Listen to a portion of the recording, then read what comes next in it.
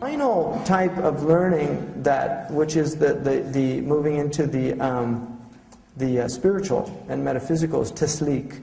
And tasleek is where somebody is actually helped along a spiritual journey of discovery. And this discovery is the discovery of the purpose of their life, and then also how to come to know their Lord. And this is at the center of the Islamic tradition of ma'rifah of Allah subhanahu wa ta'ala. And tasleek historically, was the realm of tasawwuf. There's two aspects to it. One, I know some things intellectually about it, but I don't other than that, and that's why you don't talk about it. But the one that is of more interest to me is the behavioral aspects of spiritually aligning oneself with the Sharia of Allah subhanahu wa ta'ala. And this is something that relates to inward fiqh. There's outward rules, but then there's a fiqh of the batin. For instance, Allah says, الَّذِينَ هُمْ فِي صَلَاتِهِمْ خَاشِعُونَ. So khushu' is an internal state. It's not something that's taught in the books of fiqh. You don't have bab al-khushu'. You have like arkan al-salah, you have fara'id al-salah, sunan al-salah, the mandubat, the makruhat. That's what you learn. So if Allah describes the people of prayer as people of khushu', then understanding what khashya is, what it means to have khushu'. And the Prophet said, أَوَّلُ عِلْمٍ يُرْفَعْ الْخُشُوع. There's another hadith, أَوَّلُ عِلْمٍ يُرْفَعْ الْفَرَائِض. The first knowledge to go is the laws of inheritance. And in another hadith, the first knowledge to go is khushu', is this awe, this experience of God that's direct in the prayer. The way that ulama deal with those two hadiths is they say the first of the outward sciences to go is the inheritance laws. The first of the inward science to go is the khushu'.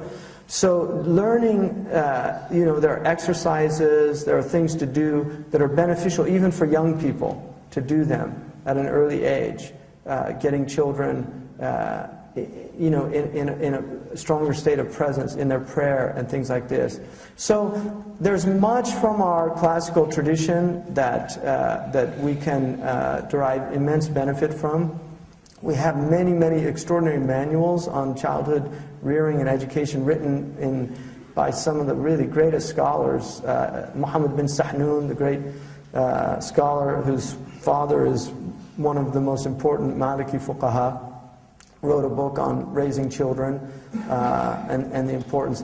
If there's one single thing that I would like to leave with everybody, it is that punitive child rearing is probably the single most harmful thing that exists in the Muslim world today.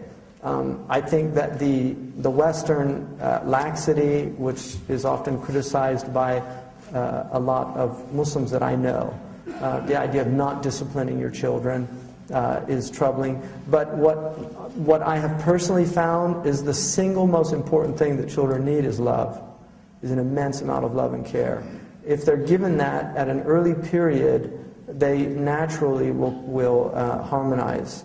But punitive, and this is an insight that I gleaned from the Muqaddimah of Ibn Khaldun, because for a long time I struggled to try to understand why the Muslim world was so incredibly dystopic and dysfunctional. And I really came to the conclusion that it's much of it is in child rearing. It's simply how children are raised. What Ibn Khaldun said is that when punitive measures are used on children, they become, he said that they learn deceit, hypocrisy, laziness. And you can see the section, it's in the section on education. There's a good translation by Franz Rosenthal. It's really worth looking at and thinking about. He said that when children are punished physically with abuse, he said they'll do anything to avoid pain. And so they become duplicitous and they begin to lie. And he said also that leads to this laziness and lethargy in their character. it's very important. One of the most extraordinary aspects of these giants that taught child rearing is they were all in agreement that you should never punish a child in front of other children. That humiliation is one of the worst things that you can do to a child. Dickens in David Copperfield says that, you know, a slight injustice to a little child is like a great injustice to an adult, because in the child's world a rocking horse is like a great Clydesdale. You know, they're living in a very different world from us, and we can easily become that ogre of the fairy tales, the giant that symbolizes everything that's frightening in the world. And so really making sure that our children are raised in environments which there's no humiliation. They're never humiliated in front of other children. They're not called stupid. They're not, you know, I take my children, if I need to do any kind of discipline, and I can honestly say I have 5 boys. I've never physically disciplined my children. And I don't have a discipline problem with children. I thank Allah for that. But I try to treat them like adults with dignity and maintain their dignity. It's very important that they have an understanding that you respect them as an individual. One of the Native Americans in America, Leonard Peltier, who was put in prison, but he was part of the American Indian movement. I saw an interview with him once, and they asked him how far he got in school, and he said he got to 8th grade. And that man asked him why. He's a really brilliant man, but he said, "Why'd you leave school?" And he said, "You know, the teacher one day, he scolded me in front of the other kids, and he said, if you want to grow up and be somebody, then you better pay attention." And he said, "I knew I was already somebody."